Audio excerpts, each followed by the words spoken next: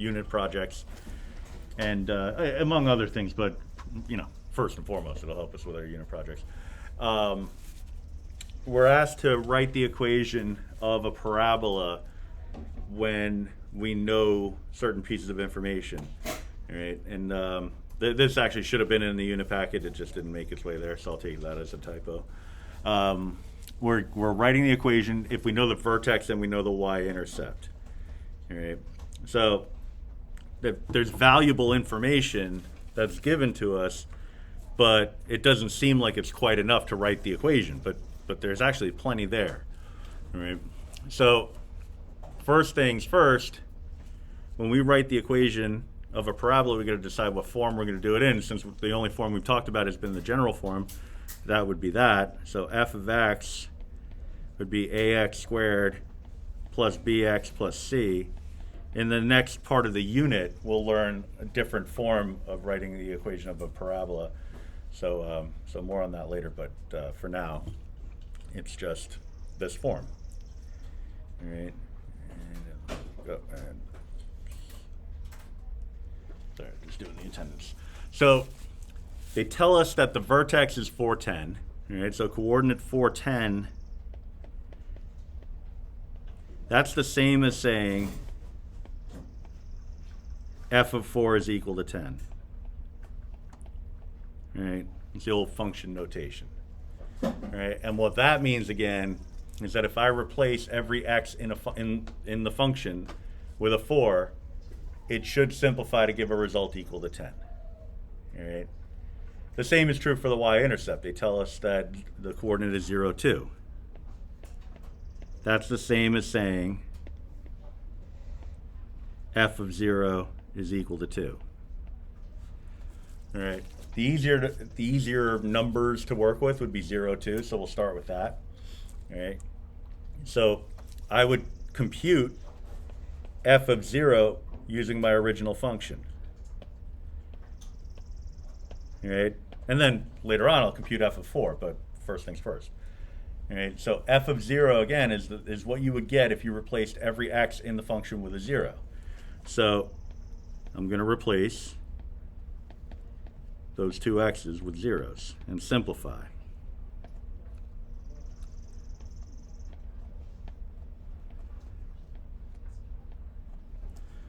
All right, and when I do that, something really nice happens.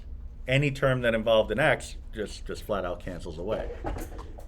It doesn't always happen, but it does when it involves a 0, so that's great news. All right, so this whole thing becomes f of 0 is equal to c. All right, now they told us that f of 0 is equal to 2. I mean, roundabout. They said 0, 2, but that's the interpretation. All right, so we know f of 0 is equal to 2. All right, so if f of 0 is equal to c and f of 0 is also equal to 2, then c must be equal to 2. So therefore, c is equal to 2. All right. Now that's actually something we can rely on. It turns out, we haven't really talked about this too much, but it turns out that the c value is always your y-intercept in a quadratic. All right. Whatever the standalone constant is, the one that doesn't have a variable attached to it, that's always the y-intercept. All right, so going forward, we wouldn't have to do this work because we could just say, oh, y-intercept, that must be the c value. In order to write the equation of a parabola in the general form, I need to get the a and b values, though. All right, so we're not out of the woods. We still need to do more work, but we could jump into a problem with 1/3 of the work already done. All right, so next up would be f of 4 is equal to 10, so we would compute what f of 4 is equal to. This is not going to be quite as nice, right? But it's the same process. Replace all of the x's with 4's. But we now know that the c value is equal to 2, so I can make that substitution. I don't have to work with c anymore. I can just put the 2 in. All right.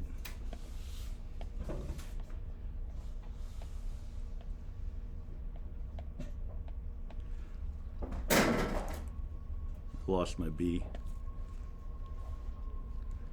Let me just tuck it in right over here.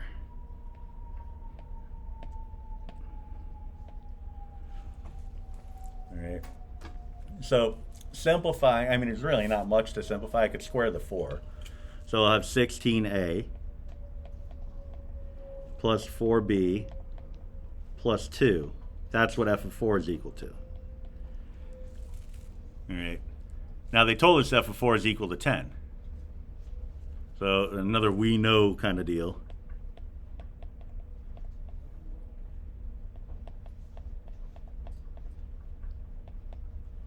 So if we know f of 4 is equal to 10, and we know f of 4, we just figured it out, is equal to 16a plus 4b plus 2, then these two things, this and this, must be equal to one another. So therefore, 3 dots in the form of a triangle means therefore 16a plus 4b plus 2 is equal to 10.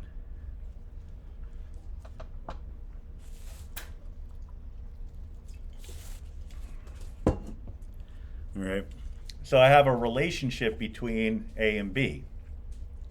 If I could just figure out what one of those is, then I can figure out what the other is. All right. So I need another piece of information. All right. And this is the most critical piece of information. Going back to the initial question, write the equation of a parabola if the vertex is 410.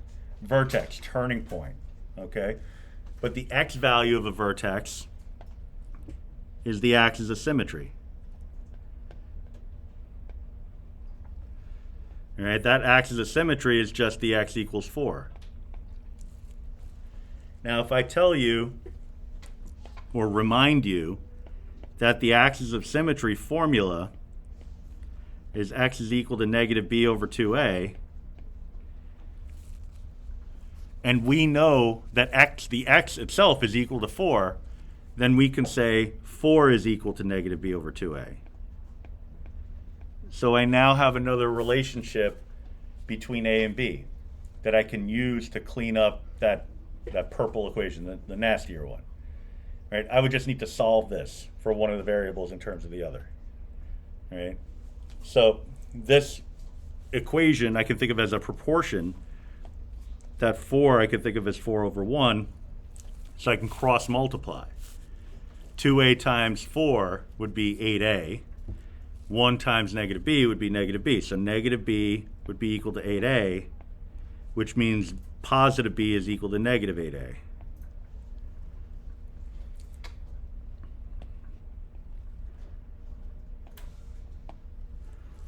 So now I can make the substitution. I can replace the b in the other equation with a negative 8a. All right. So I could take my 16a plus 4, instead of the b, I'll make the substitution plus 2 equals 10, and solve that for a. Let's go with this pink color. So I'll make this substitution negative 8a and go from there. All right. Get rid of this mouse head. So 16a minus 32a plus 2 is going to be equal to 10.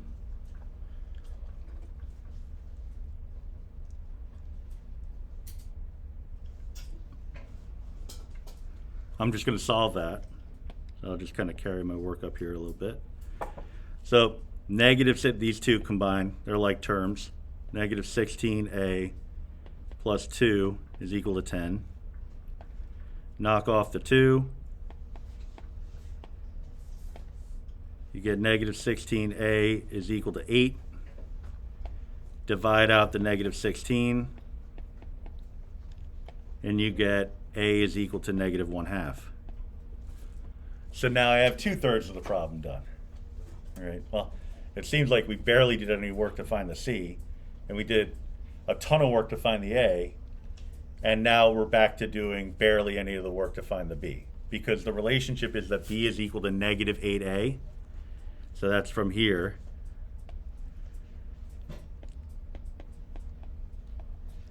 So I can replace the A with a negative 1/2 and get B is equal to negative 8 times negative 1/2, which is 4. All right. So at long last, I have my A, B, and C values, and therefore I have my equation. All right. So the final answer, f of x was equal to, or is equal to, negative 1/2 x squared plus 4x plus 2.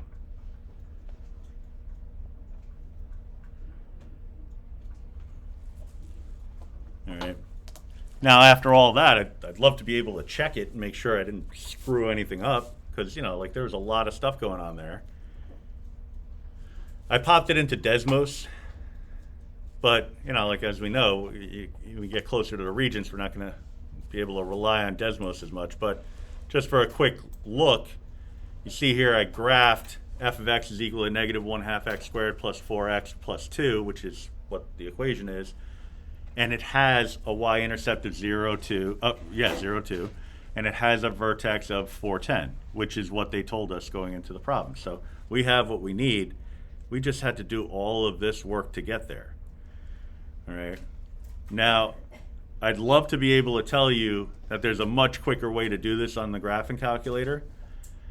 What I could say is there is a quicker way to do it, not much quicker, and it involves a few new steps that we haven't really focused on. But I'll show you just so you know, and then you can decide if that's a useful technique. But bearing in mind, very important, if a question asks you to do something algebraically, you got to do it algebraically, which means all these steps.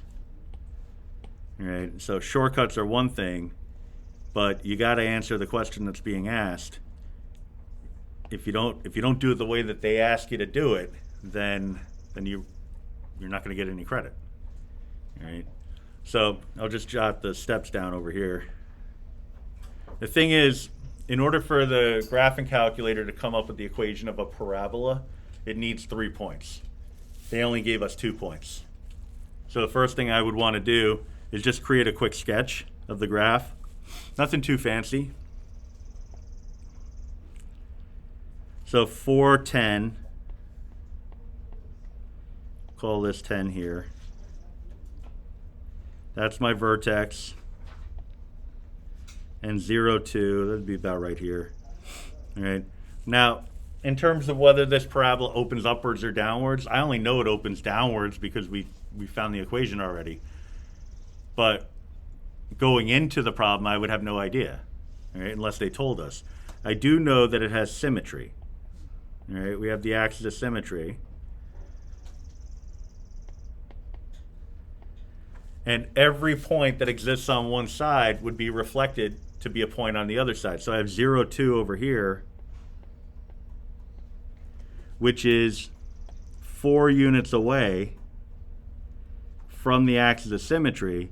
So 4 units the other way, I would have to have another point. All right. So if I'm starting off at 0, 2 and I'm not changing my height, and I'm going to the right 4 units and then another 4 units, I'm really going to the right 8 units. So my other point would be 8, 2. So I have the third point that I'm looking for. I just would need to do this side work to get there. All right. Now, as far as the calculator is concerned, this is where it gets interesting. All right, we're going to use a statistical technique called quadratic regression. I'll explain more about the theory behind it when we get to the statistics unit in late May. Bless you. But for now, it's just a process. Right? So hit the stat key. You'll see the option to edit. So stat edit. I'll jot these steps down for you.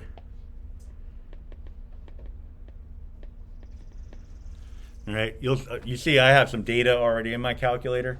You probably wouldn't initially, but if you borrow one of mine, it's almost guaranteed that there's going to be some data in the calculator because my stat students use these calculators all the time. So to clear out data, you just go right up to the column heading, up, clear, and then enter. So you go right up to the column heading, so L1, hit clear, and then hit enter. All right. What we want to do is we want to put all of our coordinates into the list. So we have L1, L2. I want to put in the 410,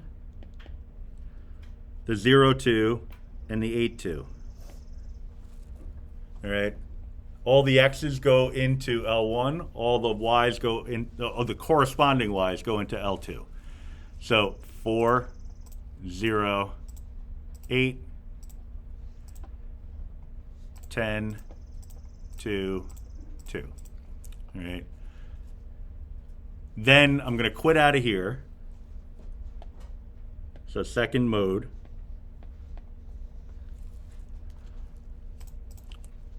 And I'm going to hit stat, stat calc.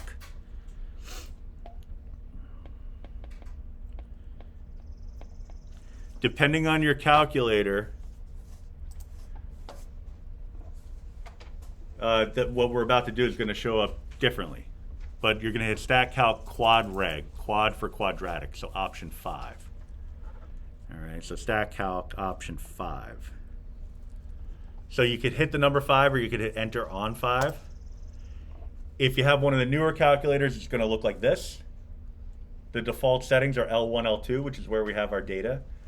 If your calculator doesn't look like this, then we can talk. But if you have one of the older calculators, all it's going to say on your home screen is just quad reg, then you're good. All you have to do is hit enter. All right. But if you have this menu and you have something other than L1, L2 in there, we have to make it so that it has L1, L2 in there. So I'll show you how to do that if it comes up. All right, but you go right on down to calculate and hit enter, and it gives you the A, B, and C values. All right, -1/2, 4, and 2. And it also gives you an R squared value. That R squared value is actually really important. We don't need to report that value, but we do need to take note of it. What that means is it's a perfect fit. All right. If the R squared value is equal to 1, it's called percent of variation or coefficient of determination. You don't need to know that term just yet. But what that's talking about is how well the graph, the equation that we just came up with, fits the data. And it's a percentage value. So 1 corresponds to 100%. So it's a 100% fit. It's a perfect fit. All right. If it's anything other than 1, that means it doesn't quite fit perfectly, right? If it's close to 0, it means it doesn't really fit at all right? So we want a 1 there. So if we get a 1 there, we know that we can rely on those A, B, and C values, all right? So much quicker, but lots of steps. Lots of steps, but they're all steps that you're familiar with from past work. It's just, you think about what we did for number 1, it's like we've done all of these things before. It's just we're doing them all in a different order now. All right. So let's just take a look at number 2. It'll go a lot quicker because the y-intercept is always the c value. All right. So it's, as it turns out, we can skip this step here because whatever the y-intercept was always ends up being your c. So we can trim out a little bit of the fat here. All right. So an object is thrown from a height of 6 feet and reaches a maximum height of 12 feet after it traveled for 3.5 seconds. Write the equation of the parabola that models this situation. In this instance, I'm going to come up with a graph first. All right. A simple graph, nothing too fancy, but it's starting off at a height of 6 feet.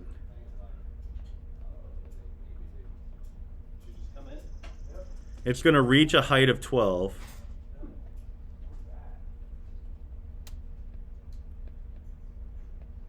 After 3.5 seconds.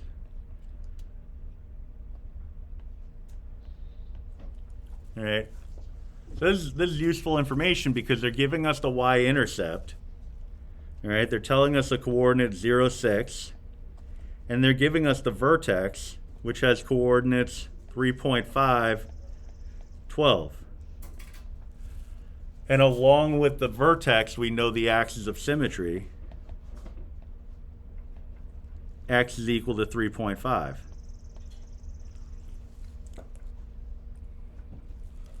So we have enough to get started with an algebraic approach here. You could also do it with a graphing calculator, but we'll do one then the other. All right. So first things first, though, this is a time-related graph, time relating to height. So my independent variable is t, not x. And instead of f of x, I would say h for height, h of t. All right. So I'm looking at this corresponding to h of 0 is equal to 6, and this one corresponding to h of 3.5 is equal to 12. Right? But the function I'm looking for is h of t is equal to at squared plus bt plus c. But since we know the y-intercept is always going to be the c value, I can say h of t is equal to at squared plus bt plus 6.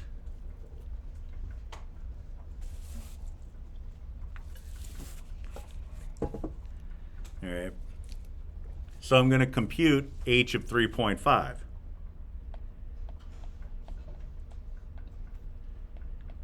So a times 3.5 squared plus b times 3.5 plus 6.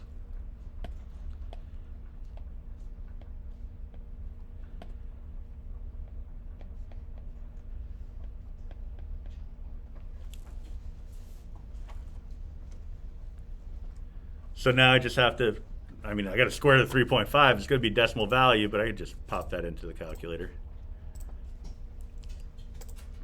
We're going to have some decimals along the way here, but we're looking at h of 3.5 is equal to 12.25a plus 3.5b plus 6. And since we know h of 3.5 is equal to 12, I can make that substitution. I know that this relationship is true, so I can swap that in.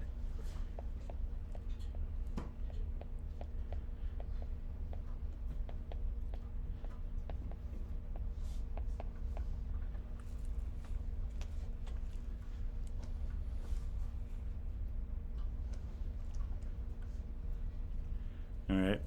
So just like before, I need a way to swap out either the A or B. That's where our axis of symmetry formula comes into play. All right. The axis of symmetry, x is equal to negative b over 2a. The x is equal to 3.5. So I make that substitution.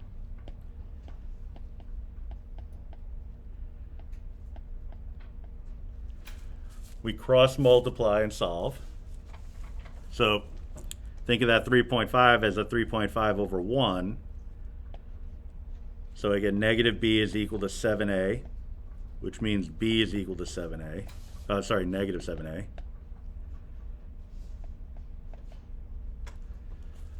I can make a substitution.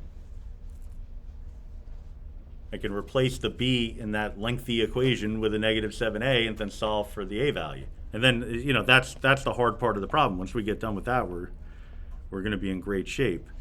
All right, so this substitution is going to happen right here. So 12 is equal to 12.25 plus 3.5 times negative 7a plus 6.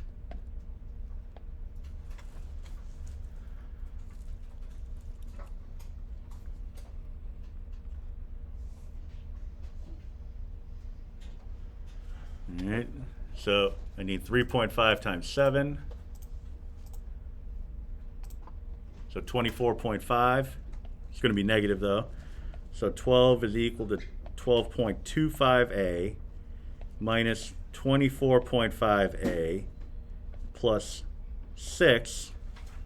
I can combine like terms, but I could also subtract the 6 from both sides. So I'm looking at 6 is equal to negative 12.25a.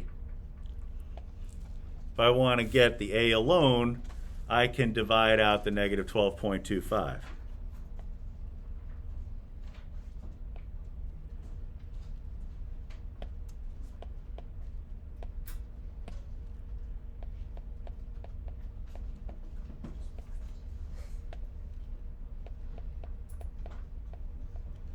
All right. The numbers aren't very pretty, but if I take that 6 and divide it by 12.25, I get this disgusting decimal, but when I convert it over, yeah. Will there be like this, like, will it be this, like, messy on the radians? It will? Okay. It will, like, have that many numbers, like, in the decimal? Okay. So you see this disgusting decimal. I wouldn't want to write this down, so instead I'm going to convert this over to fraction form, math, enter, enter. I get 24 over 49. You know, it's still not the nicest number in the world, but I'm more comfortable with that than writing out that whole disgusting decimal. So a, we now know, is equivalent to negative, so it was negative here, even though I didn't put it in the calculator, negative 24 over 49. So I can now swap out the a in my axis of symmetry formula, or I'm sorry, axis of symmetry computation with a negative 24 over 49. So b is going to be equal to negative 7 times negative 24 over 49, which is going to give us a b value of 24 over 7. All right, so we got some fractional values here, but it could have been worse. You know, you save yourself a few steps along the way by knowing things like the y-intercept is always a c value, things like that. But I can now state that my final answer is h of t is equal to negative 24 over 49 t squared plus 24 over 7 t plus 6.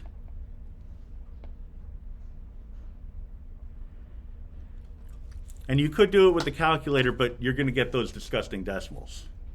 All right.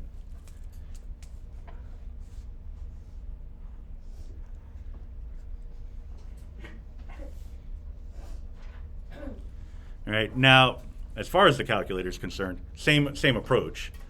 So stat edit. We need to clear out all this information. So clear, you know, column heading clear, then enter or hit the down arrow, either way. You put your points in. So my points here, I have 3.5, 12. I have 0, 6.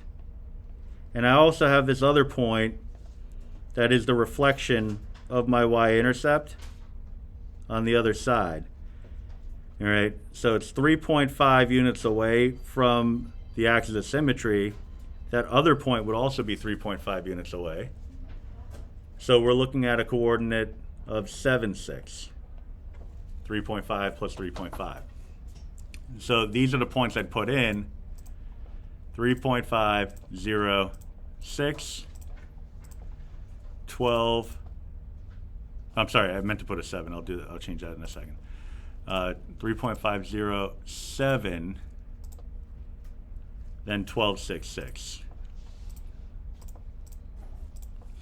All right, so we quit out of there. Stat, calc 5, right on down to calculate. And like I said, you're going to get these disgusting decimals, but you can convert it over into fraction form. You just have to type all those decimal values into the home screen and do the math frac. But you see, it's a good fit because the r squared value is equal to 1. So we know that these are the right numbers. It's just getting them to be in the right form.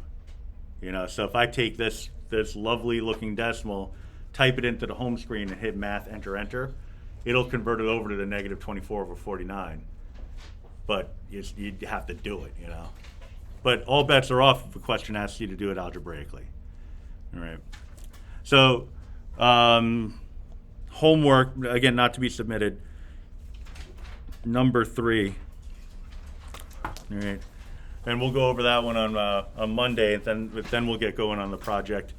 I wanted to make sure that we had a full boat in terms of students before we started the project. I want to get a handle on